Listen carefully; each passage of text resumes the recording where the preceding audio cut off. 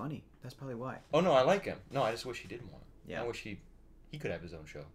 Well, yeah, he could. He could. I wish he. It's like tech support of the CW Yeah. heroes. It's big like IT crowd. See? Him and Felicity. Him and Felicity. No, And I'd watch that show. I'd probably. And Harrison and Echo Kellum.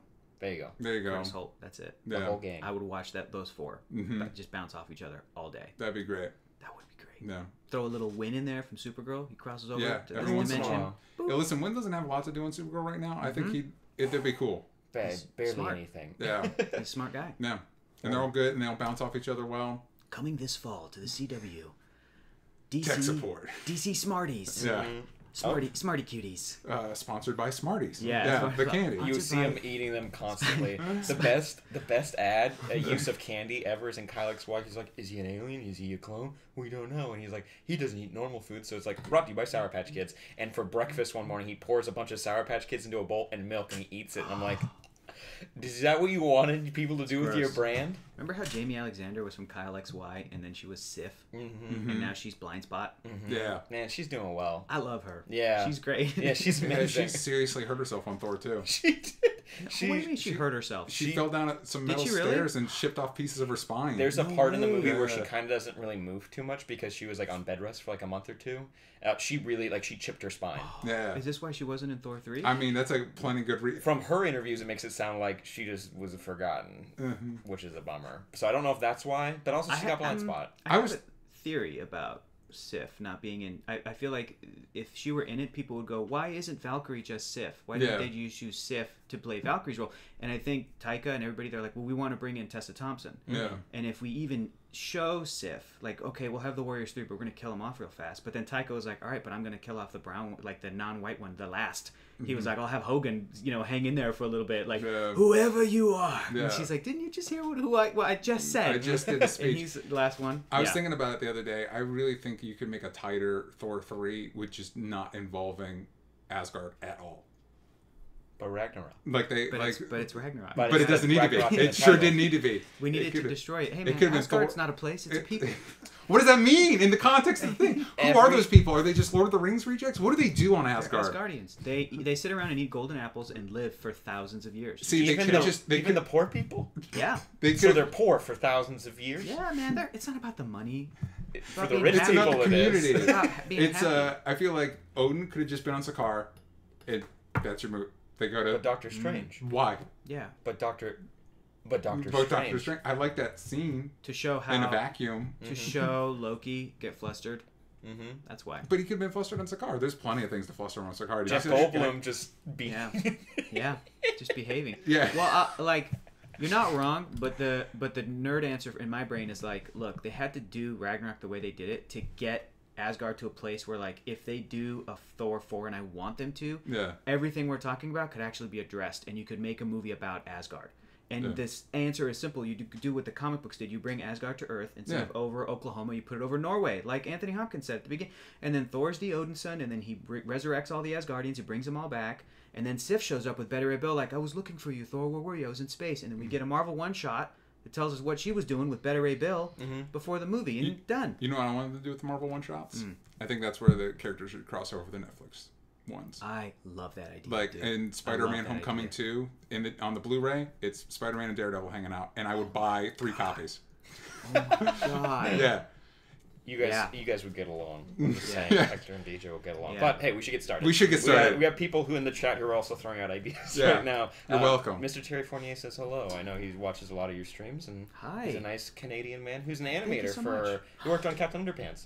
Oh, that's awesome. He's doing a couple other movies. He always tells us about what it's like and whatnot. That's one that slipped through the cracks for me. I still have to see Captain Underpants. I've heard good things. DreamWorks on Netflix, and it is very entertaining. And it's also it's Thomas Middleditch and Kevin Hart playing back and forth. So I love them. It's and the way if you don't know if you read the books or not, but they actually incorporate some they had like flip pages where you could make action happen during fight scenes, and they have that in the movie, which is really cool. Anyways, awesome. Podcast time. Yes. Ready? 3, 2, 1. Oh, hey there, boys and girls. Welcome to Only Stupid Answers, the best damn podcast you can put your little ears into. This is the podcast where DJ. Yes. Hello. Hi. And Sam. Hi. Over here. And some special guest, Mr. Hector Navarro. How you doing? I'm doing great, guys. Thank you so much for inviting me on. Well, thank you for joining We're us. happy to have you. Together, we're going to talk about movies. Yes. TV shows. Yes. Comic books. Yes. Video games. Yeah, actually, yeah. Supernaturals, cryptids. We do basically anything we want to talk about. We talk about on this show. You get it. You guys we pretend like there's a format, but no, we did one on AI, and we're like, this makes sense. Yeah. Whatever. Don't judge us. You guys liked the episode. But you guys can find everything you need to know about this podcast at onlystupidanswers.com. We got events. Yes. We got merch. Yes. We got places to listen to like iTunes, Spotify, Google Play Music, and all of our social media like Twitter, Instagram. Yeah.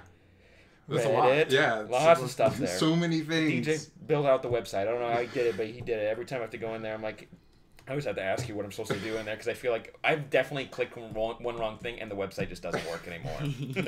It's you know what? It's an adventure. It sure is. Something we like to do when we start the episodes is you guys can go on iTunes and please. give us 5-star reviews and leave ratings there. Please. And we like to read those. And we've got one from a special friend of ours. Oh, to be clear, 5-star. 5-star is reviews, when- not just any reviews. It does make it better for us. If you when leave do us a that. 1-star review, we're not reading it. Shocking. Well, we do read the one stars because they're funny.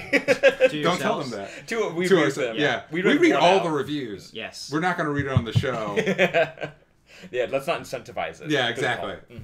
call. Well, here, I'll intro you Yes. because it's really long. I didn't want to read it. Yeah, It's you want to from- throw it to me, I get it. This is J. Allen McCune. He's Who's been on that? the show. He's in Play with Witch. Uh-huh. Sugar Pine 7 boy. If this podcast were food, it would be a buffet. Sam and DJ are the only good thing on the internet.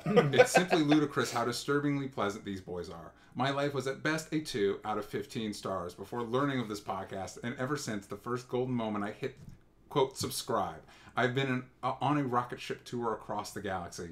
Bless this mess, and also sorry to the butterfly I stepped on while writing this review. It's a sad day for the bug's friends and family, but a happy day for anyone tuning into the ear sauce that is Only Stupid Answers. Love you boys. Keep on keeping my heart, and let's get lunch soon. Kisses in memory of Crump the butterfly. What a journey that That was an adventure. R.I.P. Crump. Yeah, R.I.P. Crump. R.I.P. We'll do a Crump. memorial for him. James will give you a call. But we also have another one here from Big Johnny D from Patreon. Guys, you can listen to all these podcasts on Patreon. Yes. There's bonus content. Patreon.com/onlystupidanswers. We did an episode talking about what we want for Phase 4. And MCU. we talked about Nova, and I said Sam Alexander, not Richard Rider, because no one Thank you, gives a shit thank about you. Well, no, but Richard here's Rider. this does need some clarification, because not only did he say Sam Alexander over Richard Rider, Yeah. which makes sense. Yes, it He does. went out of his way to blaspheme the name of Richard Rider. Because I Which said I felt he was a cookie cutter white dude that no one really... You know the costume, but if I put up 5 pictures of faces, you wouldn't be like, that's Richard Rider. All I was saying was I don't know if you need to run over Richard Rider to get to Sam Alexander. He can just not be in the movie, and it's fine. You know what I mean? Yeah. We don't need to play. We don't need Yeah. to. That's what the if context. what if you had like a RoboCop type intro where he's just brutally murdered, but he's not brought back? You're Yeah. just like, Oh, but Sam doesn't even know this happened. It's just only for us. it's dangerous to be a Nova. Yeah, Anyway, it's here's super Sam. dangerous. That's Here's Sam in Carefree, Arizona. Yeah, exactly. It starts with not a flashback to Thanos destroying the Nova Corps, just specifically ripping Richard Rider, who we've never met before. Finger by finger. It's Yeah, just like ripping him apart. But anyways, from Big Johnny D, this is Sam Alexander was in the Ultimate Spider-Man cartoon. Yeah, the Yes. cartoon. Yeah, as a part of Spider-Man's team alongside a teenage Power Man. That's pretty cool. Teenage Iron Fist and White Tiger, Ava Ayala, I think so. So there would be Ayala. recognition with younger audiences. Yeah, there would. Yeah. They've already been planting that seed. I mean, the same thing's been happening with Miles Morales since that cartoon specifically, but then, like, Miles Morales only appeared in 2011. Yeah. And he's already going to be the star of an animated movie. He's already been planted as a seed in the live-action Spider-Man franchise. So, like, yeah, dude, it makes sense. Same I bet with- you they're going to do Sam. Same with Jaime Reyes' Blue Beetle. Yep. Like Ted Kord's Yep. great and all. You don't need to acknowledge him in a Blue Beetle movie. You can just go to Jaime Reyes and call it a day. For some reason, the Blue Beetle costume is the same. I know there's like reasons for that, Sure. but it looks just like the weird knockoff guy with the gun and the goggles. I don't know. I have Yeah. problems with the confusion of Blue Beetle, but let's go ahead and say hi to a friend of the podcast real quick. Yeah. We're not gonna do that now. Hi, Crump. Hello, Crump. It's Hi, a light Crump the butterfly. stream. That's You our like little- it. Ad spot. Wait, let me go Where'd my ahead pen and look go? at. We have Mr. Terry Fournier. We have Salma Ishaq coming in. Salma, I believe you're in London. Danny M. Katie Houlihan. Danny B. Danny Boy. Thank you. Yeah, Mr. Terry Fournier said Captain Underpants is not just animated. I don't know what that means. I watched the movie. What are you talking about? Is it also live action? Is there a live action element to the movie? Terry, tell us. Spoil it for us, please. I have had this debate before. What is considered live action and what's animated? Mm-hmm. Especially now, like with Infinity War, like 90% of that movie is CG. But I think everybody would still say it is a live action movie because it's intended to be that way. Mm-hmm. And something like the Lego Movie, which has a live action element in it. Spoiler: you should see the Lego Movie. It's amazing, or rewatch it. That's still an animated movie. Mm-hmm. But the one that really irks me is like last year or the year before was Jon Favreau's The Jungle Book. Yes. Mm-hmm. Live action. I don't even know why they bothered with the human kid. But there was a human kid, so like it sucks how much a live action element carries weight because it just nullifies the 95% of the animated movie. So it's a live action movie because the Jungle Book, and it is intended to be in our world. The CG is used to make photorealistic animals. They're not cartoon animals. But now he's doing The Lion King, no human. Yeah. And people are saying that's an animated Lion King remake. I'm like, is it live action though? Because they're attempting to do live action lions. Do you know what I mean? Yeah. That is a So People, I've heard people describe like they're going to do a live action Lion King reboot. Yeah. Well, It's not. It's Animals don't behave that way. That's impossible unless they were doing like Homeward Bound style or Babe, where they're filming actual lions. Both and of those movies. Those are great, but it's like, but you know what I mean? It's like I still will. I consider it live action, and I would love to talk to an animator on that project specifically on Lion King to be like, what does Jon Favreau say? What does the production team say? I think I spoke to one person at Disney and I asked them this question, and they were kind of like, nobody really cares. I think that was their thing. But like, but I care just because I'm such a fan of animation. But it's like, what, like if animators are intending to do a live action, quote unquote, photorealistic lion, call the movie live action. Don't just like kind of belittle it and go, it's animated. And I know people say, but I love animated movies. Right, but do you know how that's kind of a downgrade? If you really did that, you would be fighting to call the Jungle Book animated. But nobody's doing that because the one live action Mowgli boy. Yeah. So. The guy at Disney was like, nobody really cares, and then there's a bunch of cash register signs as he walked away. Yeah. Well, think about this. What if the new Lion King is just the way they do this is have real animals, but like a Snapchat filter, they just edit on the actors' eyes and mouths onto the faces. I love that. Give it a shot. Is that Donald do you Glover, want that though? Snapchat on a lion's face? If it's good. It's not. If the music's good. Let me go ahead and do a quick mock-up of what it's going to look like. It's going to be real bad, but that's what we're going to get. That's how we get live action. All right, back into it? Yes. Cool. All right, we want to open up with what we're into this week. Yes. A lot of stuff is coming out at E3. Have you been keeping up with some of the announcements? Some. There's too many. There's a lot, and then we're recording this earlier. On Yeah. So that's For just if you want to map out when? the timeline on Tuesday.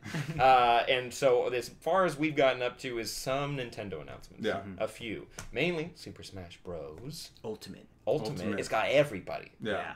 Like, even the characters in the background except for Waluigi. And everyone's real upset about that. All the meme kids on Reddit are crapping their pants over it. But overall, the announcements have been really cool. What have been the things that have gotten you guys most excited? 1, 2, 3. We can say it together. 1, 2, 3. Spider-Man. That was really cool. I mean, it's beautiful, and we did not plan that. No, we did. That was cool. Like we did. We that just made have me really similar happy. interests. I think it all happened so like we were all felt it. We were like, I think we're gonna say the exact same thing. Like, let's say it. Cyberpunk 20. It's great. I actually am excited for that. I am too. But Spider-Man, the way they're bringing a lot of the villains to life, and I like that they're kind of doing something from the Ultimate. Is that what we called those movies? Amazing Spider-Man. That's what we call those movies. Even though whatever. But they the robotic take on the Sinister Six. I like the interpretation of that in this movie. The way they've done that so far, they look amazing. Yeah.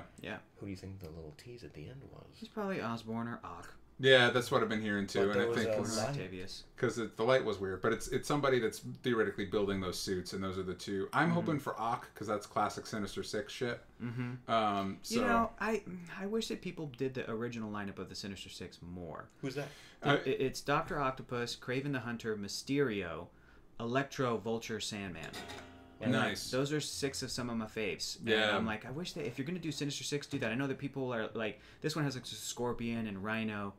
You know, and I'm like, yeah, but they're not Sinister Six guys to me. They're like their own, challenge later or whatever. I don't know. But they do look cool. I'm hoping one of the movies one of these days, hopefully it's good, tackles Kraven. Because I think he's, of the classic villains, like he's up there. Yeah, he's my number 4 favorite Spidey villain. Well, okay, give us the top 5. Give us the top 5. Top 5 are probably Number 1 is Osborn. Number 2, Doc Ock. Number 3, Venom, Eddie Brock. Nice. Number 4, Craven, Sergei Kravenov from Mother Russia. Yeah. Number 5 might be Lizard Curtis Connors. There you go. Maybe. Just in terms of like overall importance and like, thematic relevance and stuff. And like, I love all the rest of them. Vulture. And I mean, if we're doing like different versions of these characters, I love Michael Keaton's Vulture. Yeah. That's up there.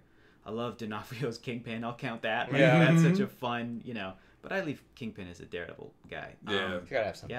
Yeah. So those are my top. I think it's pretty clear that it's Boomerang at the end there. Didn't you guys get that vibe? Fred for the Myers, spoilers. Boomerang. Did you watch the Spectacular Spider-Man cartoon? Yeah, it's the Amazing. best. I It's have the collection best. over there. Blueray? So good. Yeah. Nice. Yeah. We'll watch it all after. Mhm. We'll watch it Have you all. not So seen good. it? You not seen it? No, he keeps. Oh my wanting to give it God. to It's so me. good. It's my favorite adaptation of Spider-Man. Shame. Yeah. It's yeah. so good. Yeah, it's better than any movie. And ended way too soon. And on a super depressing note, so get ready for that. Because Disney sold the rights to, or Disney got the rights, and they canceled that. They're like, we're going to do our own Disney cartoon, and Sony Animation was like, okay, and then their new cartoon wasn't good. Yeah. So I remember for a while there was one on MTV, a Spider-Man TV Yeah, show. right after Sam Raimi's Spider-Man. With It was Neil supposed Patrick Harris. it was called Spider-Man. Ooh. supposed to take place in the continuity of the movies, which never works out. Because James Franco's like Harry Osborn was blonde. I'm like, what are you guys doing? Yeah. What are you doing? I never saw it. I knew of it. It's okay. Yeah. I watched it. I don't really remember it. As, There you a, go. as a kid, there was an Electro episode where he was more just like a beam of light or whatever. Yeah. It scared the crap out of me. It was very scary. I'm like, he can come out of any plug. So wait, who do you really think the villain is in the teaser? Because you said Boomerang, but who do you really think?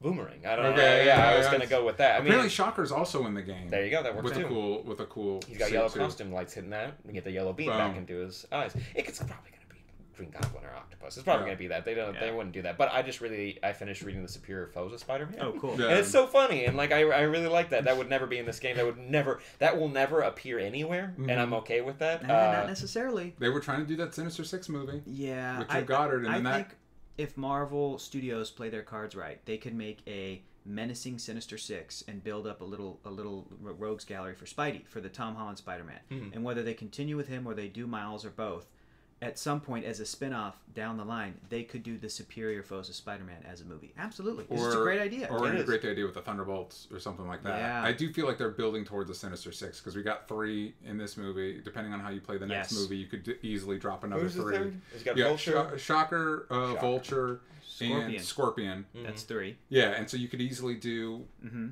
3 or more in the next one in a similar fashion, and then you've got the 6 for And what The are we third hearing? movie. Rumors, Mysterio, yeah, and just 2 more. yeah. And I think they should cast McConaughey as Osborn and get one other baddie in there and call it a day. That's your Sinister Six. You know who Go I thought for would it. make a really good Osborn? And Chris it's- Cooper. No, not really. No? No. Willem Dafoe. Yes. Yeah. Like something. 20 years ago. Yeah, love that movie. But not great right now at this current moment in time. But Vince Vaughn.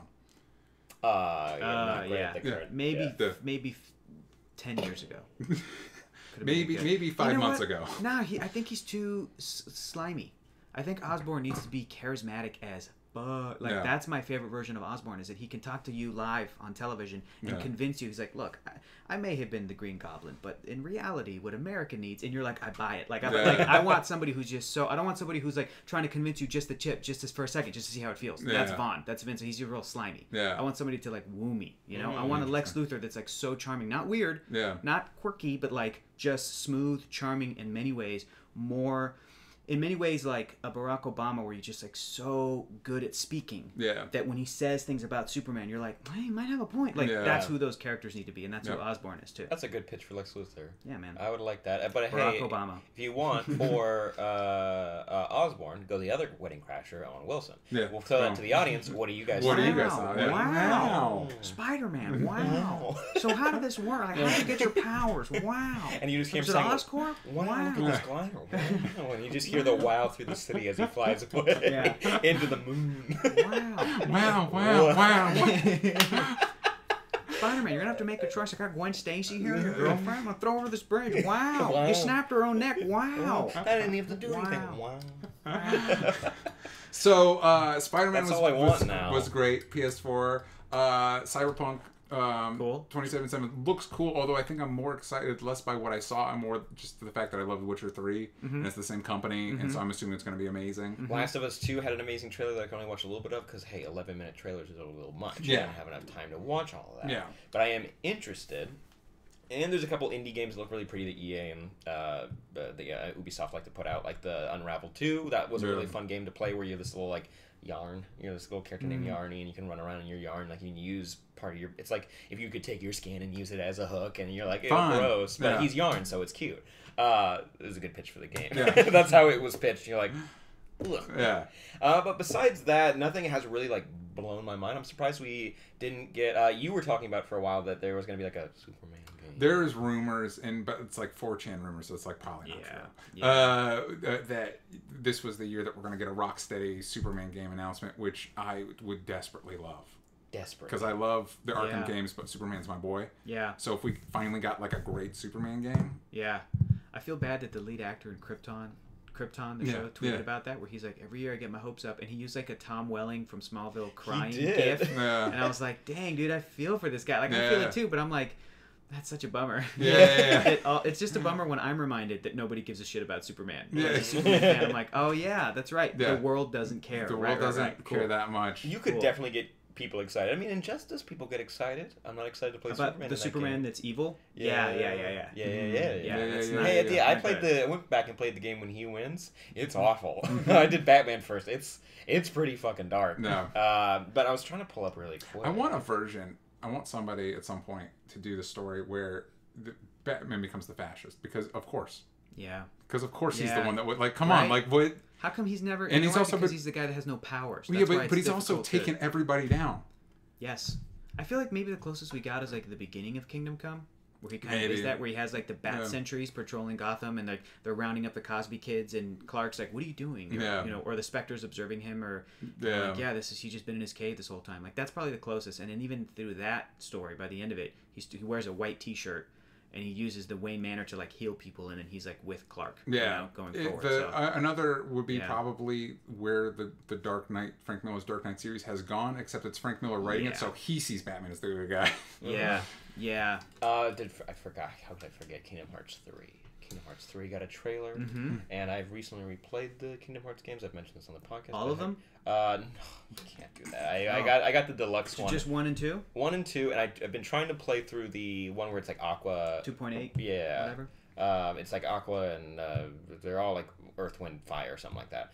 And it's a little tough because it was meant to be on a PSP or DS or something, and so playing it on a console, you're just like, oh god, it looks not great. You know, Leonard Nimoy does a voice for a character in that. He does. That's and cool. so does Mark Hamill, and they have scenes together. And this was intended to be a PSP game. That's what's crazy about it. Yeah. I was learning about Kingdom Hearts in the past week or two, and it's so nuts. The story is so crazy that after hearing it, I was like, yeah, I want Kingdom Hearts 3 to be the last one. Like, I'm like, I really just wrap it up. Just so you don't have to wait 15 years for the next one? Yeah, but also just because the story got so convoluted that I don't understand it, that I'm like, just wrap it up, and then maybe in like 5 years do like a new Kingdom Hearts reboot where it's like still like an anime boy and Donald and Goofy are some Disney characters, and start again, because the story just got too crazy. Oh, at first it was like cool, like darkness in your heart manifests a thing, and this thing is collecting darkness in hearts. It's like Hereditary. Yeah.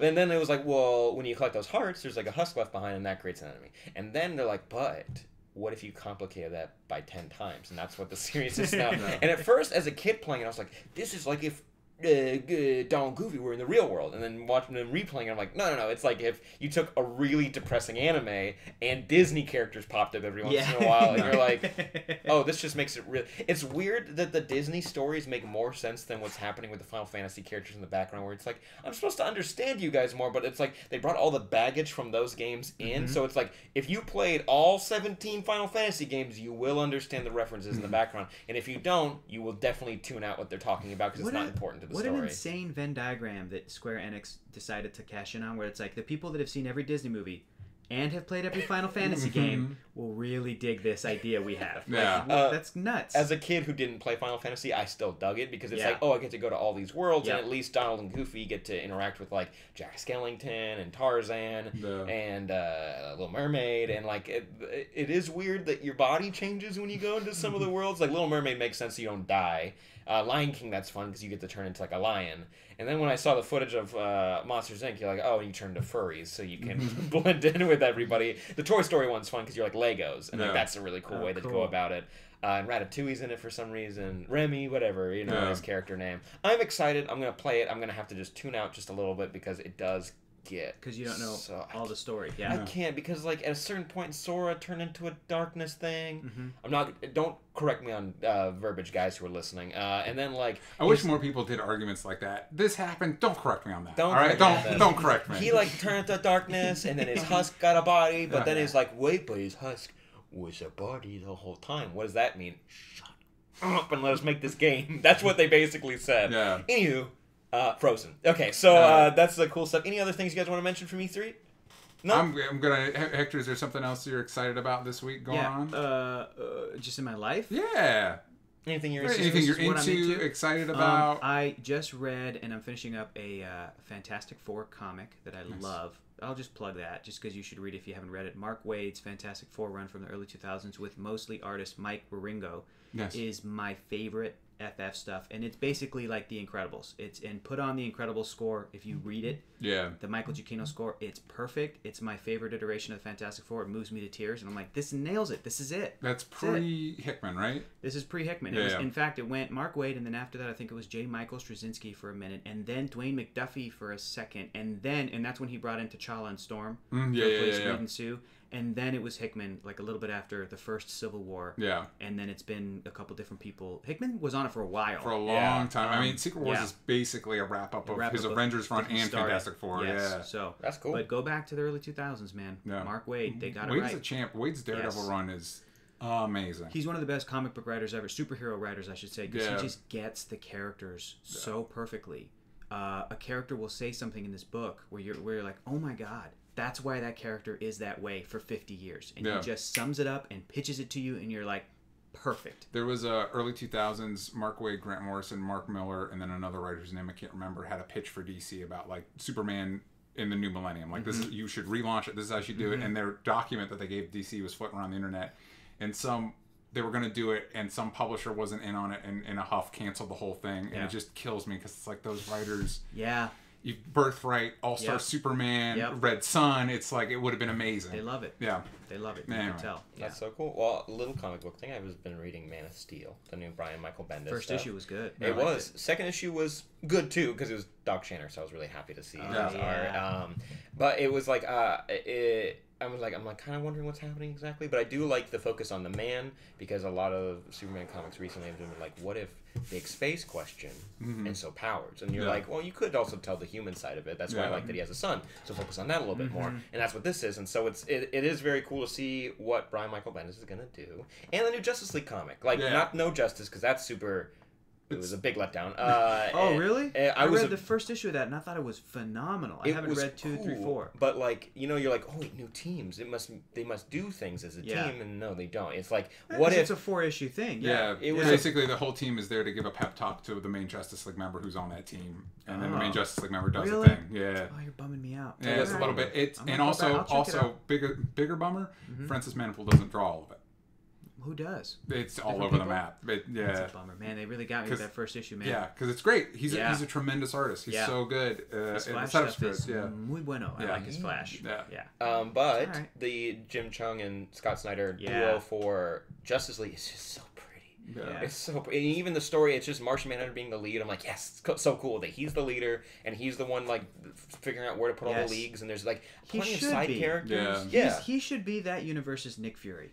Yeah, he should be more of the Amanda Waller role that a lot of the times DC storytellers will try to use Amanda Waller as, is like the behind the scenes shady. She's got her like tabs on every super meta human in the world, and I'm like, I think it should be John Jones. I think that's a good argument for that, especially since maybe he saw how the way his world ended up, and he's like, wait, I can do this better here. Yeah. By getting these people to work together. We need a league. Yeah.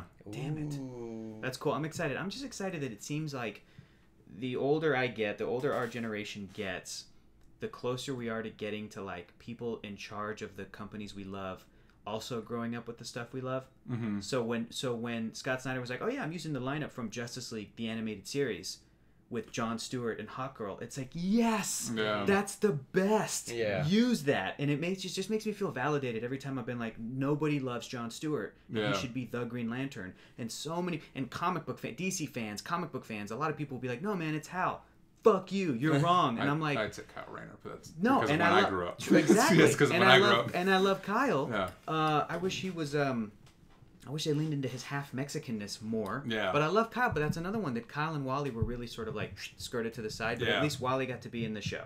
And I thought they were so smart to bring John to the forefront and give him some great meaty storylines. And I'm like, this should be a movie. This exact lineup. Shair Hall turned out to be a great character in that show. Hawk Girl started as like, oh, why is she here without Hawkman? This is weird. And then it was awesome. Like, I'm just excited that it's finally, you know, and eventually somebody that is our age is gonna be in charge of Marvel that had grown up with Peter Parker and Mary Jane being married, and they're just going to have them marry each other all over again. They'll be like, no, but that's my era of Peter, not the 70s when he was a swinging single guy. Like, they should be married again. And I'll be like, yes, I'll buy that comic. And then somebody that maybe was around this time will come back around by like, but seriously though, why did we give Superman the red trunks again? It doesn't change the character at all. He doesn't need them. Yeah. Like, my Superman always had no chonies. Like, let's get rid of him. Damn it. It's not necessary. It's a tug of war. It's a pull and pull. It's a push and pull. Shorts with a belt, just in case. just in case they fall down. Last thing, speaking of comics, ChaosTheoryComic.com still promoting that book. Please go and support it if you haven't already. Because if you didn't know, making comics costs a tremendous amount of money. And also, it's super cool, man. It's zombies and dinosaurs fighting. You got a guy with a flaming chainsaw. You got a woman with her pet raptor trying to survive. Have you considered adding the tier where I draw a comic based on someone's suggestion? I was thinking that'd be a stretch goal. After we make our main goal, it's gonna be awful. It's gonna be so bad. The supporters would get, along with other stuff, all the supporters from a certain amount up would get a digital version of your comic, like maybe 5 or 6 pages. And they could vote on stuff. No, sorry, 40. 40 pages. I mean, if you want to make that commitment. No. I I feel the regret sitting in, but yeah, go ahead. Only have a week to do it. Someplace between 6 to 40 pages, and then have them vote on stuff. But that's a stretch goal. We need to get to the original goal. We relaunched on Indiegogo if you haven't been there, and also if you were there for the original Indiegogo back the first time, you get a ton more stuff. There's more comic book. There's better rewards. There's just a bunch of cool stuff. If you're on our Patreon, there's specific rewards just for you guys.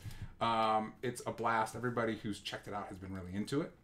So if you want it, and also now you're gonna be getting it before the end of the year, so you're gonna be getting it sooner. You better go contribute. God dang it. ChaosTheoryComic.com, and if you let me know that you're coming from the podcast, you will get a special postcard map with story details that are not in the comic itself. Nice. Be a friend of the podcast and go check it out. And speaking of friends of the podcast, let's say hi to one. Best segue I've ever done to an ad. That was Simple Contacts. That's great. Cool. Now we're getting to spoiler free. When you're ready. Yeah. Okay, that was a friend. All right, time to talk about my favorite movie of the year so far. Let's be honest. Oh wow! Whoa! Better than sorry. Dogs? Most entertaining. That's entertaining through and through. Incredibles 2. Yeah. It's spoiler free. Here's the umbrella. Spoiler free. Spoiler free. We'll do no some spoilers Mm-hmm. talk. Even though like a lot of people don't want to go into surprise, there's not like a lot of spoilers for this movie. Yeah. It's just like a lot of great moments. Anyways, spoiler free. I think I got the perfect spoiler free review for Go this. for it. Uh-oh. You know how if you're listening right now, you know how you didn't go see Coco in theaters, and then you recently texted me, Hector Navarro, to let me know how much you loved it when they put it on Netflix for you when it was for free, and how it was really amazing and blew you away. And you texted me, you're like, I finally know what you were talking about all those months, Hector. Wow, Coco was so good. I'm sorry I missed it in theaters. Go see Incredibles 2 in theaters before they put it on Netflix later this year or next year, and then you text me like, I finally saw Incredibles 2. It was amazing. Go see it this weekend, you idiots. Yeah. It's so good. It's so amazing. You cowards not watching Coco in theaters and crying around all those adults and Yeah, children. Coco was great. You cowards. I cried like a baby. If you go see it in 3D, they give you dark glasses and it covers up your tears. Go see it. Oh, This is what a great pitch. We're like, we'll cover your tears. Yeah, this is one of the few movies that I would recommend going to see in 3D. Yeah. It was so cool. Yeah. Because Did usually you guys animation. see it in 3D? Oh, yeah. Yeah. Oh, God. I didn't. My screening was not in 3D. It was in 2D. Well, It's still probably amazing. this is a movie. Yeah, it was great. Yeah. But I wanted to see it through. Like, there's one scenes where I was like, oh, man, I can't wait to see this in 3D. It's one of those movies that, like, it doesn't require you to see it again, but you will want to see it again. Yeah. Because it's just so... gosh dang wonderful. Like, Yeah. it's so pleasant. Like, at whatever era, like, people are like, I want to show back to the 1950s without, like, because you watched TV Land one time. It's like, whatever word you have to describe, like, that era of, like, of the Jetsons and Flintstones, it's just like, Yeah. this is just, like, sweet and kind and blah, blah, blah. Like, that's what this is. It's like, it's just, like, it's just great. Yeah. Like, it's just so good. It's like a warm hug with a little bit of cookies right behind the hug. And you're like, oh, I'm going to get cookies after that hug. This is some of the best action in any superhero movie recently. In any movie, period. Yeah, it's great. So creative. Great creative action sequences. I love the stylistic choices. I love the stylistic choices in the first one, and that carries over here. That kind of like retro adventure, pulp adventure type of thing they've got going on. I love the Disney logo when they updated to like that pulp retro kind of 70s-esque art style. That got an applause. That got an applause in my screening. No, that's cool. Yeah, nerds were freaking out. It was great. They were all about it. Yeah. But yeah, I love the first Incredibles. I love that we're revisiting that world. All the stuff I loved about the first one carries over to this movie. The family is great. Each one of the characters not only gets a standout moment, but you love each of them. I think the standout is probably Jack because he got the most laughs. Other than one scene, he got the most laughs. Because it's kind of scary. Because he's kind of scary. If you take it out of the context of this fun family film, it's kind of a nightmare. It could be the worst thing ever. Like, but it's that kind of fear where you just like you're like very slowly losing control of a situation. But it's not like the worst case scenario. But you're just like, oh my god, it's like a runaway train. But you're like, I can understand. I can handle this. I can get this. I got this. And it just kind of escalates and escalates. And no, this movie actually has.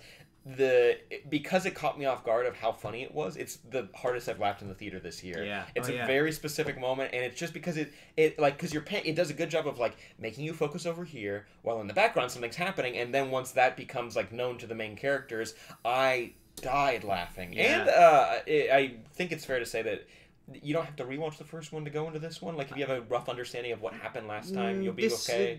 Disagree. You think you need to know? I will say you don't have to, but I will say I strongly recommend watching The Incredibles and Jack Attack, which is great the too. short film, which is great, before going to see it this weekend, because it will like refresh you. And there are so many great callbacks and sort of like it all feels in the same world. But I also want people to do this so that they can maybe recognize how far Pixar and animation in general has come in 14 years. Yeah. Because there are scenes in the first movie that are almost kind of recreated shot for shot for this second one. Yeah. And they look so much more just beautiful and vibrant and detailed in the second one than in the first one. So I will say do it. And because I feel like people right now are probably wondering, yeah, but is it better than the first one? What's the ranking? How does it rank it? And I'll tell you straight up, yeah, I think it's better than the first one. Agreed. I think a lot of people say it's that. better than the first one. Disagree with that. I think the first one, but in the context of, I think the first one's basically perfect, and this one is just excellent. So it's still like amazing. Yeah. It's just I think the first one is more cohesive. When I said I think the second one's better, people are like, "You really think it's that much better?" I was like, "I didn't say that much." But yeah. I said if the I'm not throwing the first one on the garbage. If the first one's a 9.7, this one's a 9.8. Like Yeah. it's just right. It just edges it out. For me, the reason it edges it out is just technology wise. It's just a superior, gorgeous movie. Just because it's 2018, not and it's 2004. the perfect just building. It does a good job building upon what came before it, and like it also is just. You can only improve so much once you made it perfect. And so that's what I felt like with this movie. Michael Giacchino's score, I was saying that last name correct, right? Michael Giacchino. Giacchino, thank you. Actually, I think it's pronounced Giacchino. You do a little, and there's an accent at the Yes, end. there's Michael Giacchino. There you go. It's perfect. His score is phenomenal. As soon as you get like the you just immediately become a kid again. Because he scores a significant amount of the movies that we talk about on this show. But his work only really stands out for me in these Incredibles movies. Like it was really something special. Even with the first one, that kind of like that. What do you think that are his old best? James Bondy spy flavored? What do you think are his best scores? See, that's my Rattle them problem off. is I can't. Really? Enough of them. What's that? Up is Up really is good. Perfect. Up is so great. Incredibles might be still his best work. That first movie. Yeah. Might still be his best score to date. I'll give you that. But we got to mention his Star Trek movies. But really, they're all kind of variations on the same first one. That first theme, I think, is beautiful. I love Speed Racer. If you haven't heard the Speed Racer soundtrack, I like Speed Racer the movie. Dude. You like it's it? crazy. Yeah. I like the movie. Dude, listen to the score isolated. Yeah. Giacchino is brilliant. And he's doing stuff that, again, people aren't... Because they're not going to revisit Speed Racer, the score. It's phenomenal. Dope. And I also really like... I was speaking about it earlier. John Carter. He does like a Lawrence of Arabia, like beautiful thing in that. But His Spider-Man score, it's good, but it's not Danny Elfman. Yeah. And the more I listen to it a lot because I read Spider-Man comics and I throw it on, and now I dun. I'm in it now, but it took a while. And his Doctor Strange is just okay. Like His Doctor Strange is a lot like Sherlock. Sure. You know what I mean? Sure. Like Yeah, it's The choices he makes are good, but I get that you don't remember. You know, when the harpsichord starts playing, you're like, is it? No. Maybe he did that. He chose that one. But I did look up really quick some of his highlights, and they are very impressive. Jurassic World, but that's just kind of copying, but he still did a really good job. But every Pixar movie, Inside Out, Ratatouille, Coco, amazing. Yeah. Star Trek's are really memorable, and the Mission Impossible. So like in the Mission Impossible movie, I think this is good. He's got a good connection with Brad Bird and JJ, so he's good to go. I think these scores stand out to me because it's part and parcel with these are superhero movies, but the point of reference, like it's very telling that there's a scene. A lot of times when the TV's on, it's just. Are we about to do spoilers? Is this about to be spoilers? Well, not really. There's a. I don't know if it's a spoiler that there's a shot of Johnny. There's a Johnny Quest on the TV, and that's really the point of. It's not. It's, you know what I'm pissed more, about though? If they ever do a Johnny Quest movie, Giacchino can't score it now because he's done 2 Incredibles movies, and I'm like, God damn it, he would have been the perfect guy to score a Johnny Quest movie. Yeah. You kidding me? So they use the things that kind of influenced superhero storytelling. They go back to that as opposed to just riffing on superhero storytelling in the Incredibles movies. They go back to the things, the building blocks. Specifically the Silver Age. Silver Age, but like you've got Johnny Quest, you got characters like John Carter, you've got even Flash Gordon, the stuff from that era. The pulpy. That kind of like influenced because if you took the Giacchino score and threw it to like a old Sean Connery Bond movie, it'd work. Yeah. You know what I mean? It would. It's more of that retro spy movie, and it's great. It's just a great because it gives it a richer texture than it would just be of like, hey, superhero movies, this is that. You know what I mean? Absolutely. It's a broader palette. That's why I listen to it when I read Fantastic Four comics. It's perfect. That's a really good recommendation. Kids better write that down. You better go do that. I was kind of I was interested at the years ago before there was even a glimmer of them getting Fantastic Four. I was kind of like, but after they've been bought with Disney, it's like do a live action Incredibles and set it in the MCU. Have that be your. No.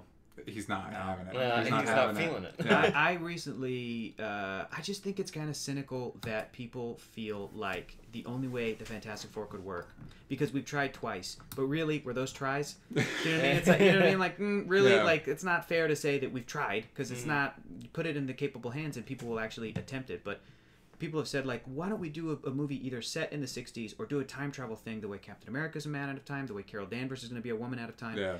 Just originate these 4 characters from the 60s, 1961. They go up in the rocket, get powers, and then they get lost in space and come back in time to the present day, but they're from the 60s, so they could have that, clean-cut, square jaw, Reed Richards smoking a pipe, being that 60s dad, and have this nuclear family thing, and they were all about space and exploration, and that stuff's great. But I feel like it's a little cynical to think that the only way these characters could work is if they come from that era. Yeah. Because I just want modern day, born 20, 30, 40 years ago, men and women that are like, no, we're Reed Richards and Susan Storm and Johnny Storm and Ben Grimm today, now. We're a family now. We're dreamers, we're astronauts, we're imaginauts now. Yeah. As opposed to we have to come from some other place to get it to fit. And I don't care about the order of operations. People are upset. They're like, well, how are they going to explain where the Fantastic Four was? I'm like, look what they did with Spider-Man.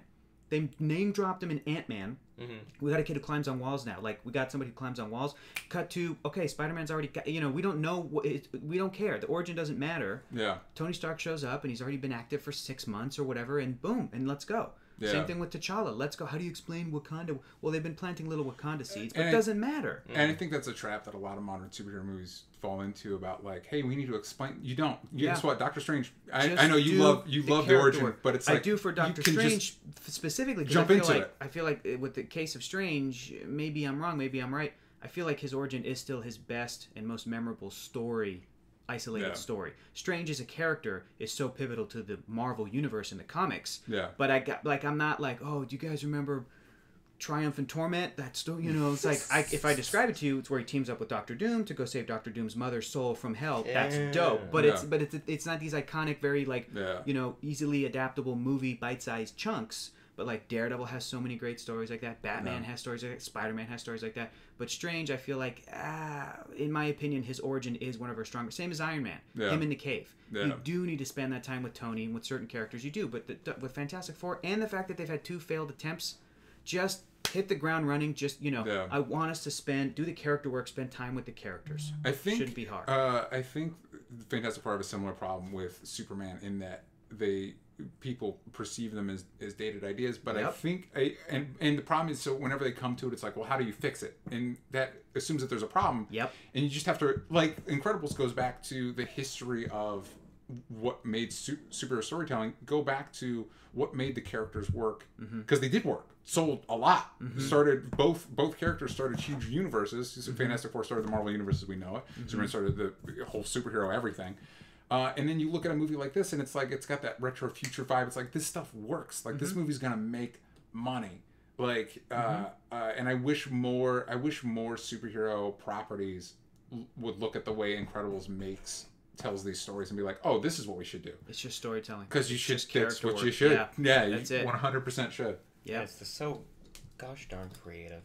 I wouldn't mind more of these movies. Actually, I'm surprised after we saw this movie, I was surprised hasn't been a tie-in comic. Has there been for Incredibles? If there was, it wasn't very popular. It was probably very short-lived, but it just makes sense. A couple of years ago, they did one. I think it was Boom may have done it. They did an Incredibles comic, and it wasn't very good.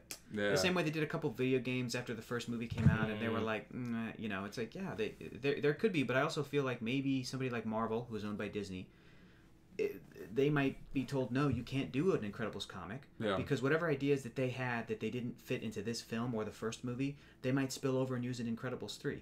So it's like, don't come out and say we're going to do a bunch of stuff that is canon in an Incredibles universe, because it is its own very isolated, specific thing. You can do that with Star Wars, because there are corners of Star Wars that they will not keep doing in movies now. Specifically, specifically anything with Luke, Leia, and Han during A New Hope. That's why the Marvel comics are like, and set right after the movie. Yeah. In between two movies that are already established, we can go and play around in that, because ultimately it doesn't matter what we do. No. But it's not like they're not making comics of like, and here's what happens after Force Awakens. They're waiting for The Last Jedi to come out and be like, okay, can we make this a comic? We'll just adapt it. Can we tell everybody where DJ was? Ooh, okay, that's it. Can we tell everybody what happened to Phasma? Okay, that's it. They're not doing like the Beyond, because that's what movies are going to do. So, well, they should do a comic series that takes place in between Incredibles 1 and 2. There's 5 seconds. Yeah, 5 seconds. We're gonna get there is a window to play. We're gonna get more into tweets when we get into spoilers. But Danny Boy at ShinyVerse78, with the likely success of this movie, do you think Disney will turn this franchise to a TV series or keep it as a movie-only release? And I'm surprised. Like, I would, just the way How to Train Your Dragon has a series, and a bunch of these shows have their series. But that's different, because that's DreamWorks, not Pixar. But Big Hero 6 is getting an animated series but as well. It's like Disney, not Pixar. But I want to spend more time in this world. Yes. I like these characters. I don't want to wait another 14 years. I know, but Brad Bird has some sway. Yeah. Like, Brad Bird for 14 years has been saying, people have been asking him for every movie he's ever done, what about Incredibles 2? Will it ever happen? Yeah. And he's always said, like, we'll do it if we find the right story. Yeah. If the time's right and we find the right story. He's got some sway. He's like Christopher Nolan. Yeah. Christopher Nolan's like, I'm going to take 4 years to do another Batman movie. And Warner Brothers is like, okay, do whatever you want. Here you go. Inception. Here you go. Interstellar. Do whatever you want. Yeah.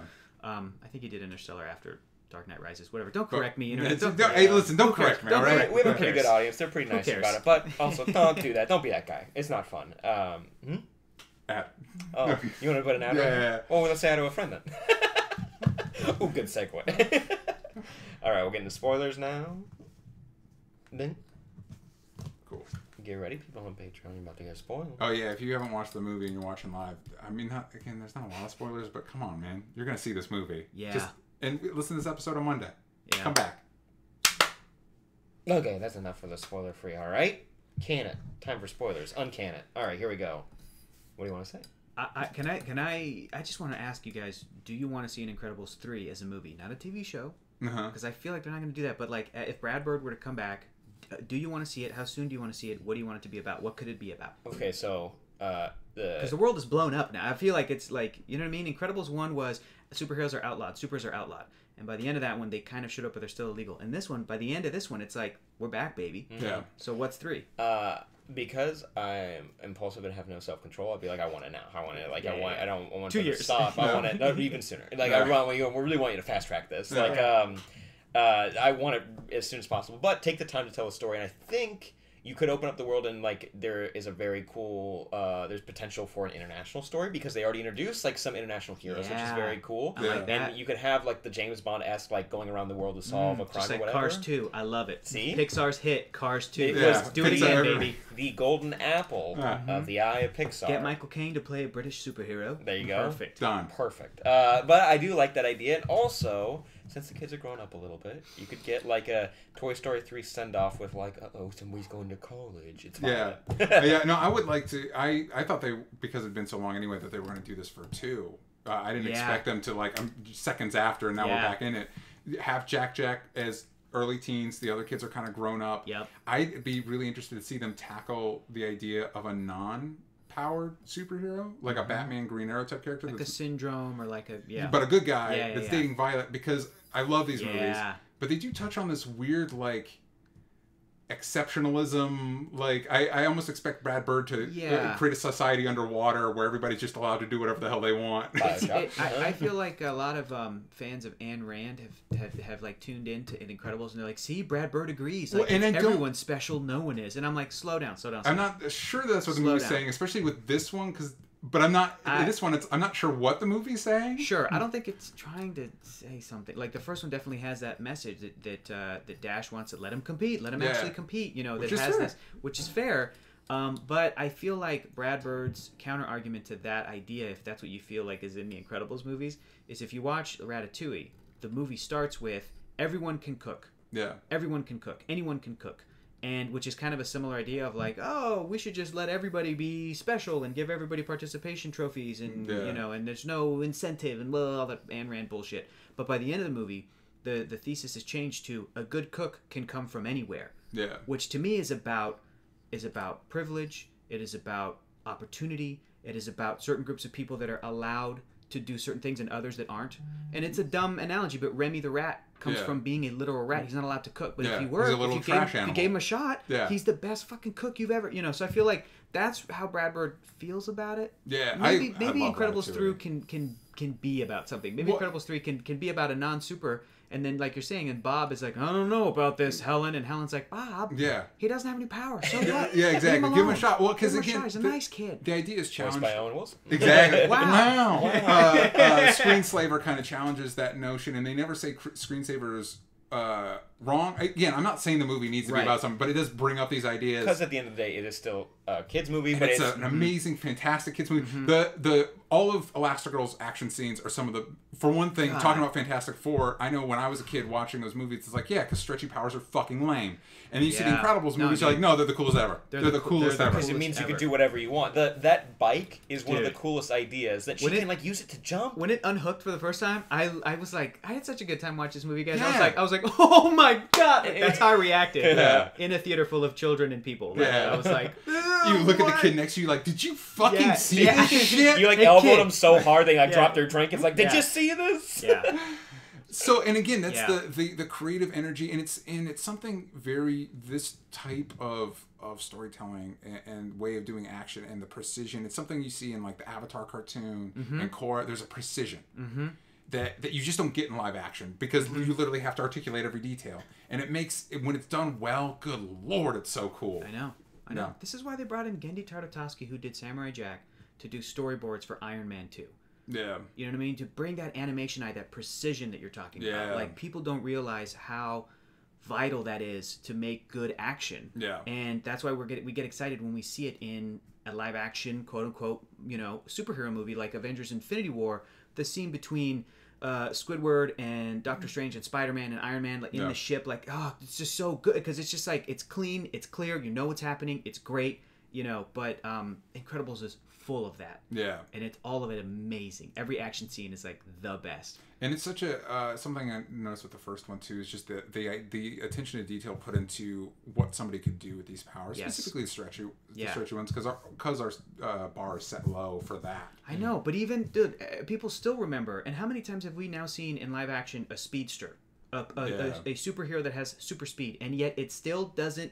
Nothing has achieved that same level of joy as the first time Dash ran on water. Yeah. Do you know what I mean? Scene. Like, isn't that crazy that like we still haven't replicated that? And it is joy. It's the music. It's a little piano tickling that Giacchino's doing. Yeah.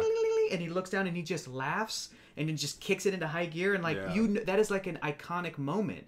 And in this movie, when Dash is running away from Void and like he's going through portals and like just all of the side superheroes are great, but even the use of Frozone's powers, of Violet's powers, like a couple of times where she got to team up with Dash and you're like, oh, this is cool. I didn't know they could do this. Like, you know, she beat up Void and you're like, this is awesome. Like, it's just incredible. Speaking of Violet, they're also using their abilities as a way to show character. Like when she's bummed about the boy, and she's just walking around invisible. That's so. It's a good little character beat. It perfect. is. Yeah. Is she having adolescence? It's perfect. Yeah. It's great. And the way they interpreted a lot of Jack's powers, it's like, how can it get worse? Yeah. It's like, here it is, exactly. It's like, here, you want to pick up your baby? Well, what if there were 7 of them?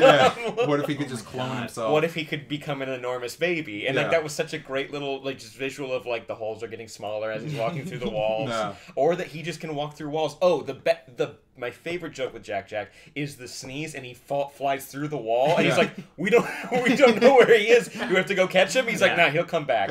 Or the poltergeist, like he's in another dimension and he's laughing. He's laughing in the walls like cookie. What was num cookie? Num cookie. Num. You brought it before. I wanted to talk about your favorite joke in the best joke. It was so good. It was like Dad's just trying to be dad, and I love that. Like he doesn't completely. Like the dad doesn't completely throw away that he's kind of a jerk, that he's kind of selfish, but you still understand where he's coming from because his life was about that he's Mr. Incredible, and that's how he sees himself, and that's how the world sees him. So you understand why he views it this way, and you understand why he's jealous of his wife, but he also supports her, and they have this very fun competitive nature about their relationship, and I love that that's explored. But also that he tries to help his kids out every way that he can, so he takes his daughter to the restaurant where her crush works, and it's such a good joke where like they're talking back and forth, and a waiter walks up, and you don't even understand that it could be him. I wasn't paying attention because I was paying attention to the scene, and I was so engrossed in what they were talking about, and like you knew the kid was gonna be there because that's the point. But as soon as the kid talks and her shooting water out of her nose, I was laughing so hard, and that was a joke meant to trick children, but it got me, and I was I couldn't control how loud I was laughing in the theater that point. It was the funniest moment in a movie in like 10 years. Like, it's so goddamn funny. And it's not just for kids. Sam, don't feel bad because it's Brad Bird said he does not make movies that he himself is not gonna enjoy. True. Us. But like the idea, even though it was perfectly executed to like make adults laugh too. Are we explaining this joke now? Is that what we're doing? Breaking down why it's funny when water comes out of her nose. Hey, it's how we make a living. But like the idea of just like a water shooting out of the nose joke is so usually basic, and it's like a throwaway joke that people use in like lesser movies, but in this it's perfect. It's like one of the best jokes. Something so special about the Pixar movies is they do make movies that are for everyone, all ages, family films, and it's not normally when they try to do like Shrek, like, oh, why is this what's in here for adults? Oh, they're talking about sex sometimes and fart jokes, and that's not. This touches on stuff that's that's great. That's great. Stuff that's so human. Like, like for the kids, when Bob is trying to be a stay-at-home dad, there's just funny. Jack is just hilarious. It's funny, and it keeps it. Even though really that's not where the action is. It's just as engaging as what Elastigirl's doing. Yes. But for more adult people, like for the parents, there was literally a family sitting right behind us, and it's like I'm sure that dad is like, that's what it's like. That's what it's fucking like. The funniest moment is I'm not a parent, and I feel like if I ever do become a parent, if I have kids, I will love this movie even more, even though I already love it. But the moment at the beginning when they're going through, okay, well, I'm going to do this and you're going to do this. Okay, well, then I'll stay home with the kids and you'll go off and work, Helen. Like, you'll be the career woman. And then she's like, are you going to be okay? And he goes, yeah, it's fine. What's the worst that could happen? Parents were already laughing. Parents in my screening were already like, oh my God. And she goes, you're so cute, honey. Like, Helen says that to Bob. And the parents already knew, like, you're fucked, buddy. Like, you think you can, like, you have 3 kids, you idiot. And that's great, you know? What was your, I also liked Jack fighting the raccoon and the setup for it, where he's watching the robbery movie and they see the raccoon, it looks like the robber, and that whole setup. Do you guys remember the movie Ice Age, the first one? Yeah. I haven't seen that. I really liked the first Ice Age. I thought it was really special and really cool. Done by, I think it was Sony Pictures Animation, or maybe Fox. It was Fox before it got confusing, but and Fox. Now they've had like 5 of the movies, and they're all bad. I think all the sequels are bad, and they get great actors, but they have the little scrat moments with the prehistoric squirrel hiding the nut, and those are just classic, almost like Warner Brothers Looney Tunes style, just like shorts, and it's such good comedy and it's so funny. The problem is that the Ice Age movies are bad.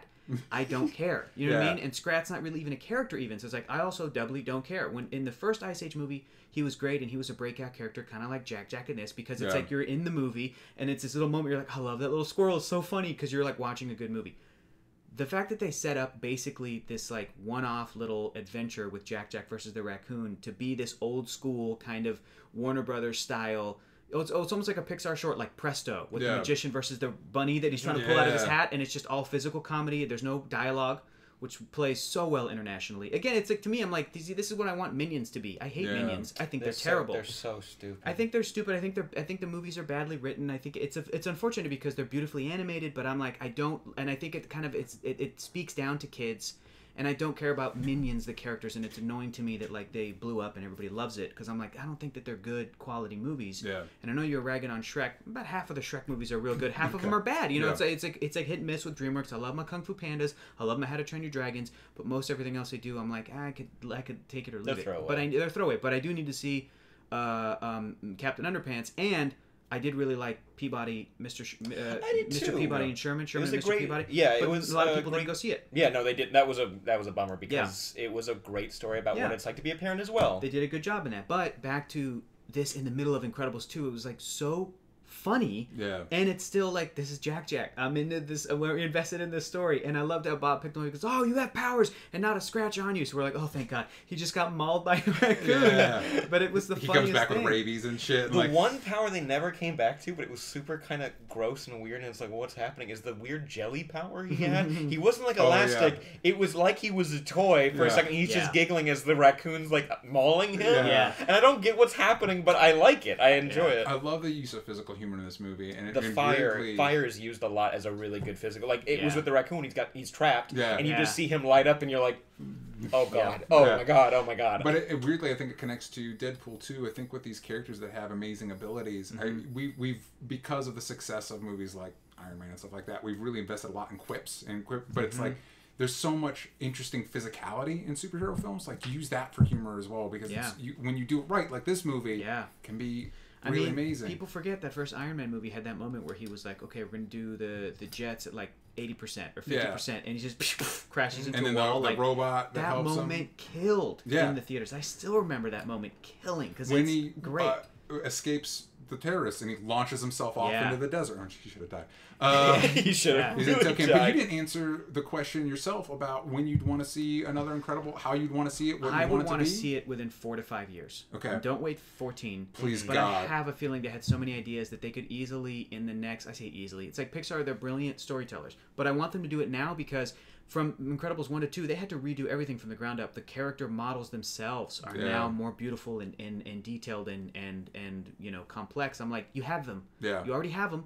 You got the worlds, you got the cars, you got the house, you got the setting, like you've got the composer, you got the director, you got the voice cast.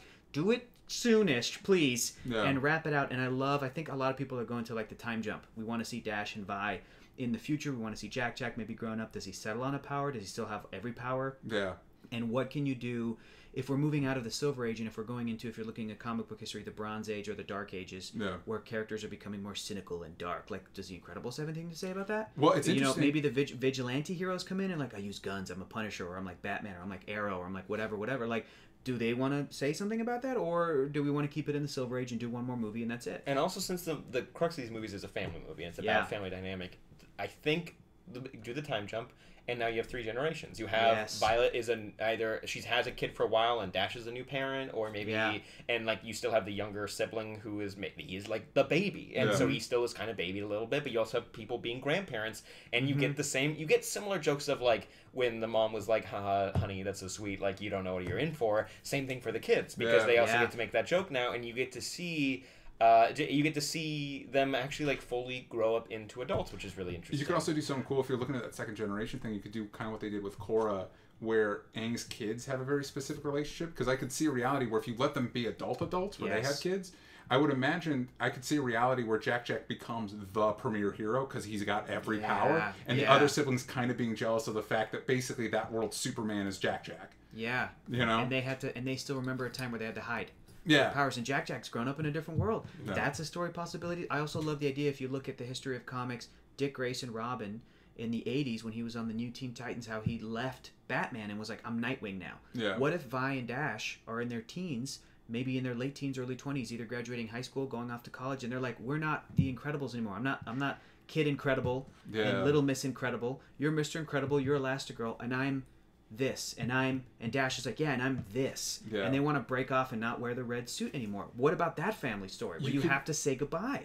Oof. You could have a team of teen superheroes in that world if you were, like if come you and wanted hang, to. come and hang out with us. And Bob and Helen are like, oh, it's one thing to let your kids go and hang out with like another group of impressionable friends, but it's like, but what if they had powers? And they're like, we're also crime fighting. It's like, and what if some of them are vigilante, a little hard edged? Yeah. And what if one of them doesn't have powers and he's dating Vi? Kind of We touches just on. wrote Incredibles 3. Boom. Also, kind of touched on story elements of the short before Incredibles, which will definitely make you tear up. A little bit. Oh, yes. Thank God we had Bow. the glasses on. Bow. Because at first I was kind of confused. I get what it was like an empty nest story, but It's I was like beautiful. a little confused. And then when it like kicked in, I was like, oh, Yeah. I understand what's Yeah. happening now. personal. I Yeah. teared up pretty hard because Yeah. of course you are. We all get that. That's part of being human. Yeah. And it's beautiful, you know. And I want to research that, but I have a feeling that was an animator who maybe didn't have a great relationship with his mom. Yeah. And did this personal story, then maybe showed it to her, and I bet you she cried. Do you know what I Yeah. mean? I just feel like I bet like just him making that art helped. It feels like. Yeah, I feel like if we saw a picture of that animator, it probably looks exactly like the son in that short. Yes. A couple questions here from Twitter. Stub at _stupid stub. Where's my super suit?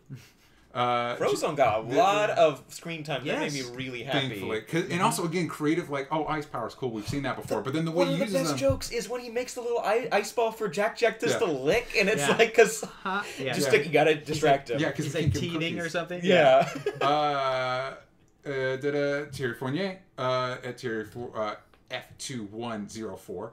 Your favorite Jack moment. In the trailer, we see him use two powers at the same time, Hulk and Flame On at Edna's. Which of Jack's powers would you want? So what's your favorite and which one would you want? I don't know about what. There was that weird moment where he's in the car with the kids, and all of a sudden he like giggles, and like all of space time Yeah. warps around him. And I'm like, It was like a very Franklin Richards moment. That's Yeah. what I was going Oh, to say. man. That moment in particular reminded me a Yeah. lot of Franklin, just because like, what do you do with this Yeah. fucking kid, man? Yeah. Like, So he can great. warp time and space. What do you do? Yeah.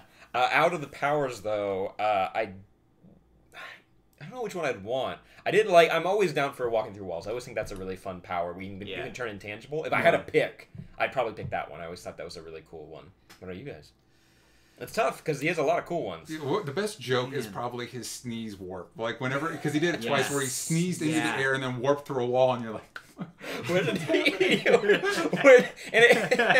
the sound design's perfect for it because it happens so fast where you can just hear the severity of what's happening right now. It's like when you hear a kid messing up in the kitchen, and you're like, what are you doing? Yeah. I think That's my what that favorite is. visual was Big Jack because it wasn't just Jack big, like he had like some weight to him, like Weird his proportions. Yeah. Yeah, his It wasn't proportions like changed. Hulk big. He was like Blob big. Yeah. He gained weight. It was a good visual. I think if I were to pick He had one, like though, fat around his head Yeah. too, so it's like small baby face with all this mass around him. I think if I had to pick one, it weirdly, I'd probably want to be able to become the monster. Like the Yeah. demon baby. Yeah, I think that'd be. Listen, you want somebody to understand how serious you are. You Hulk out Do you basically. guys remember the show and the video game Earthworm Jim? Yeah. He had a sidekick that was like Puppy something, and it was like a cute little puppy. It was like this white puppy dog with black ears, and he had the similar power where he turned into this big purple, like hulking monster thing. Nice. I don't know what I would want, man. I think maybe to be invulnerable, if we're talking like practicality. I'll take invulnerability, you know, if there's an emergency, I can jump 3 stories, like, oh, I gotta head down there, and then like I'm fine. But I don't know, what else would be fun? Like laser eyes? Laser eyes Pew, was pew. cool, and the he way they floated, use them. that Yeah. was cool. Yeah. And the shape shifting, the way they had just like doled out, it was like nose, Yeah. eyes, hair. It was just Yeah. like really Oh, slow, yeah. and it was Edna scary. like, yes. I was like, this is The Edna such bit a was great. Such a great use of Edna. Yeah, because at first when she comes in, it's like, don't get me wrong, I want Edna, but are we just kind of fitting her in here? 'Cause Sure. but it works. It worked Yeah. perfectly. It works. And I like that there was it's the only time in the theater where I've never really wasn't bugged that there was a kid behind us explaining the whole movie as he was figuring it out. Yeah. But he was like, he actually caught something that I didn't, that Jack was mirroring Edna as they're walking down the hallway, and then I caught it. But I was like, it's just so funny. when it's he's so walking sweet. and holding what is it? What was it? A stick with a cookie on the end? What was it? I don't know what he was holding. It was like a no, lollipop. It was or a something. lollipop. Yeah, and yeah. he's like blah blah blah blah. Like, and then instead of doing like Edna mode and guess the little like code, it's just like blah blah blah blah. Accepted. You know. Yeah. Shit was so funny. And the little foam they have inside the suit. It's like, it's edible. Don't worry. It's Yeah. lavender and blueberry. It's Yeah. like, that's Yeah. great. That's amazing. Puts them out. They did a lot of. They had a lot of fun with Jack, and it didn't become annoying in any way. Like, No. you know, sometimes where Yeah. you can tell the creators like, this is a great joke, and then by the end you're like, you need to fucking cool The it. Minions. Yeah. Exactly. Yeah.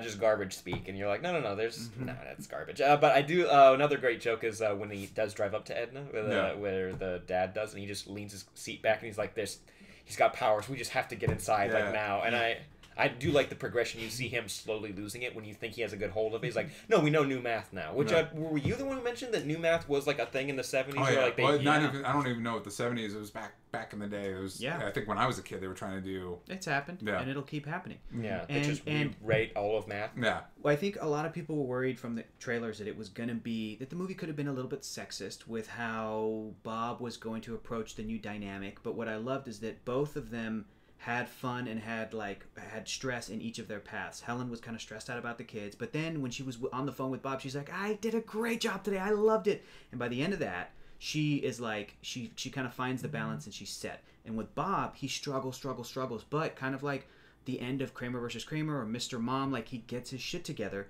and the movie isn't downplaying him being a stay-at-home parent. They're like, this is also a huge responsibility, and he was able to pull it together in his own Bob way, but he does it. He puts the work in, and he does it, and it doesn't like shit on either, you know, path. It's not saying, oh, women shouldn't work. It's like, no, Helen's crushing it, and at the end, the family tells Helen, go do your job. We've got this. Yeah. And that was the beautiful culmination of like both of those storylines The coming together. sweetest moment for when you got Bob's like realization that he's gonna be okay is when they figure out that Jack you can kind of control his powers a little bit. Like when you say pew pew, you can like he knows that means do the laser eyes. And, like, it was just a sweet moment where he looks healthy. Like the kids are like a little bit happy because he was honest with them. Yeah. And he told them that like I'm still trying to get a hold of this, and they're like, He apologizes to Vi. He's like, I'm sorry about Tony, and I didn't know that Rick Dicker was gonna brainwash him and take you. And she like understands that. It was great. Yeah, and I love that he has the breakdown where he's angry, but he's not yelling at the kids. He's yelling at himself in the world, where he's like, I'm Mr. Incredible. It's in the name. Like, I have to be incredible at everything I do. The stress. And he can't.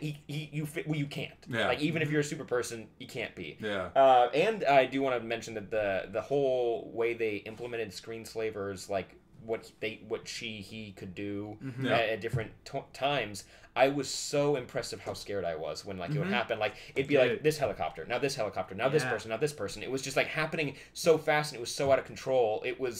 I was impressed of how scary it could be, but kids weren't freaking out too bad in the theater because this is genuinely like really scary if this was happening. When she went to the when Elastigirl went to the hideout, the kids behind her was like, "I'm going to cover my eyes right now," like audibly, like basically shouted it. But I think it was the moment where the hand came up and Screenslaver's just staring at her hand, unlocking the doors. I'm like, I'd be freaking out right now. But you talked about touching on the darker superhero stuff. They do make a little bit of joke with that with her new costume because it's got a little bit of that chainmail design and everything, which was a fun like, I'm not dark. gag. And there was a moment, I think you and I both kind of freaked out when she's fighting Screenslaver at the end of the movie, and she's escaping in that jet, and she fires the flare gun, and Screenslaver goes out the window, and we both like, did she just? Yeah. Because that was, and then she goes save her. I'm like, jeez, because that was probably the most violent death I've ever seen in one of these animated movies. It was great. Yeah. It was like, it almost felt like a callback to like Batman Begins of like, I don't have to, like, I'm not going to kill you, but I don't have to save you. And I'm like, well, you're still killing him. You just killed Ra's al Ghul. You stopped kidding yourself, Bruce. You murdered a man. Yeah. But you also probably, I mean, that train like flew into like 3 buildings. There's probably more casualties than there's Roz, but I mean, whatever, man. At least the city's not dead, I guess. Exactly. Every time they try, it's always so forced. It's like, the city's abandoned. Okay, sure. Yeah. It's an abandoned island. They can fight Doomsday there. Okay, I sure. preferred that than Man of Steel's ending, where you I viscerally feel it, and you're like, this is it's awful. Yeah. That's what Incredibles 3 could be about. Is like the Incredibles maybe teaching the next class or a new generation, like, no, the heroes don't do this. Look at Helen jumping out of a plane to go save this woman, even though she's the bad guy. And it was awesome, and like it was stress because I'm like stressed. I'm like, oh, save her, and then she did and landed on the boat. I'm like, great, she's gonna get arrested. Great, this is awesome. This is the way that it should have ended. And the other thing, I don't know if this happened to you guys in your screening, when all of the supers finally saved the boat at the end, Yeah. the audience applauded. And it's that's like, so when was the cool. last time a heroic act in a superhero movie third act Yeah. like got an applause from an audience? Yeah, Because 'cause everybody was invested and we were like rooting for good guys. You know? even not only do you care about the family, you even care about the void and the other heroes. Which that, all the way they like They're visualized all those powers are really cool. Because at first I was like, wait, is that old man with the reflux? Is he actually like a thing? Like, but Yeah. he is, so he's very Yeah. cool. And you have I think my favorite joke from them, Yeah. besides how creative Void's powers became, were Crusher, where it was just like, I can't uncrush. Can you punch somebody? It's Yeah. like that's not how it works. Yeah. It was such a good joke, and he like I love the voices for Brick and Crusher because they were just so like. Yeah. I saw a thing that was talking about you could do a whole spin-off with just those characters. Good. Like if you wanted, if You see, now, if you wanted to do a cartoon show about that or a short, a Disney Pixar short, want fine. more Fine. Incredible. But Incredibles, leave it to Brad Bird and the team because they're going to give us a good movie. I understand that. But I have a similar feeling with like when I watch Zootopia, where it's Yeah. just like I just want to spend more time in this world. Sure, man. It's just such an interesting world. Wreck-It Ralph and Yeah, just give me more time in this space. Wreck-It Ralph 2 looks so cool. Moana, like Moana. the worlds Yeah. are so interesting. I've learned that's a really great way to get me invested in your animated movie. If you make the world just a place that I want to hang out in, Yep. you're I'll halfway buy home. everything. Yeah. I'll buy every toy. I don't care. I don't care how old I so- get. Yeah. It was well, I think we can all agree it's a good movie. We like to rate the reviews. Like we Yeah. like to rate the movies when we review them. What would we do? Out of 10. Let's do 10. Let's make it easy on ourselves. Okay. Wait, no. Huh? I'm sorry. You It's have been to- 14 years. It's a bit. You want to do it out of 14? Yeah, well, you normally choose a fun number, like it's just 14. crazy number, and it's been 14 years. I can't believe it's been 14 years. I hate Honestly, that it's been 14 it doesn't years. feel like 14 years to me. Mhm. No, because I was how old in 2004? I was like a junior in high school, Yeah, and now I'm 30 years old. yeah. So that age difference feels less than if I went from kid to how old were you in 2004, Sam? What was it? Probably 4th grade. Fourth grade. 4th, 5th So grade. fourth grade to now probably feels a bit different. Yeah. A little longer. A little Yeah. longer than my high school brain went. Again, but for me, Toy Story 2 to Toy Story 3 felt like A lifetime. because I I grew up think- with Andy. Yeah, and I think I another was, yeah. similar. And I also think Incredibles is a movie I'll revisit more often Yes. than most movies. Like Yeah. I was flying back, I think from DC, and it was one of those where you're kind of zoning out and you see somebody watching their screen across it, and it was Incredibles, and I was just watching. I couldn't hear what they're watching. I was just watching like, fuck, this movie's so good. Yeah. It's so good. And so I started watching it on mine just because it's like it's such a good movie. So it probably feels like less of a time because I've rewatched Incredibles a few times. Out of 14. Maybe 13.5 if I want to be nitpicky. 14 then. It's gonna be a solid 14 for me out of 14. Yeah. And I Yeah. think that's easy. And guys, you can let us know out of 14 what you thought on Twitter. Tag us at Only Stupid Answers. You got the vowels from stupid. There you go. Hector, man, this was a great episode. Thank you for joining us. You guys are great, and I really, really appreciate you asking me to come on. It was awesome. For the kids at home, where can they find you? What stuff are you up to? Where should they go? You can follow me on the internet at Hector is Funny on Twitter and Instagram, and I usually post all the stuff that I do there. But check out the 500 Greatest Films podcast. It's a podcast I do with my buddy Keller Knobloch, and we watch a movie a week. Nice. It's going to take us 10 years because we're going through 500. Both of your eyebrows went up Yeah. just That's now when I said it. a long It's time. going to take us 10 years. We do a movie a week, and that's how long it's going to take us. And we just watched Rebel Without a Cause, Yeah. the classic James Dean Yep. film that I'd never seen. His last film also? I think there were like 3 movies that came out. It's Rebel, Giant. And one other one of those came out after he Okay. died as well. Okay. But so did Rebel Without a Cause. I think it came out after he died. Yeah. And like a month or so after. And it was a whole lot of fun. We have a guest on, and we watched just a movie. Nice. And a lot of them are real bad, and a lot of them are real great, because these are supposed to be the 500 greatest films of all time, according to the year 2008. That's the list we're going off. Great, It was a 10-year-old great. magazine. And I'm like, let's do it. Let's Yeah. spend 10 years talking about this. Nice. What's Check it been the out. worst one so far? The worst one is a movie that was produced by Andy Warhol, Okay. famous artist Andy Warhol. Yeah. In the late 60s in New York. It was called Flesh. And it's not even a movie. It's more of an experimental art piece that was like a waste of my goddamn time. We had to track this down on VHS. Great. It is not available to rent, stream, anything, anywhere. Perfect. We had to track down a VHS copy. I had to borrow a VCR from my buddy. Uh-huh. Nice. Kids, a VCR is the thing that plays VHSs, which is a videotape. Yeah. a cassette. You remember Star-Lord? You know how he listens on that? Yeah, Make it movie. bigger. Make it bigger. Videos I come out. remember because the transition from that to DVD happened around the time of Lord of the Rings. So if you wanted a VHS of the Fellowship, it was like 3 VHSs. Everybody I know still has the Titanic double tape. Yeah. Because in 1997, everyone was like, "Oh, we got to go buy Titanic." And Yeah. it was, yeah. I had a thought today. It's what if you took the budget of Titanic and you gave it to Tommy Wiseau and just see what he would do? Ooh. I would hate that. Yeah. It would be real bad. Yeah, it would be. It would be real but bad. maybe There's real no bad way in it an could be entertaining way. I think he needs limitations like Spielberg. What are you talking about? I think an idiot genius like that needs to be told, no, that's not how that works. Okay, then we'll do 2 cameras. Like he's an idiot. Yeah, Like, so what I got out of that is Tommy Wiseau is the equivalent of Steven Spielberg, and Steven Spielberg is an idiot genius. Interesting. I mean, Steven Spielberg makes it work. The Jaws robot wouldn't work, Yeah. so he made the most suspenseful movie ever made. Yep. Because the damn robot wouldn't work. So Tommy Wiseau does the same thing. He makes Chuck E. Cheese versions of the characters, and he's like, "Uh-oh, they don't work." So actors, and then suddenly it's a good movie. Yeah. That could happen. It could happen. What's so funny? If you've never seen Rebel Without a Cause, it's one of Tommy Wiseau's favorite movies, if not his most favorite movie. He wants to be James Dean. And watching Rebel, this was such a bummer, but I was like, fuck, I wish I had never seen The Room, because it's ruining this film, Rebel Without a Cause, because The Room is just a ripoff of Rebel Without a Cause and vice versa.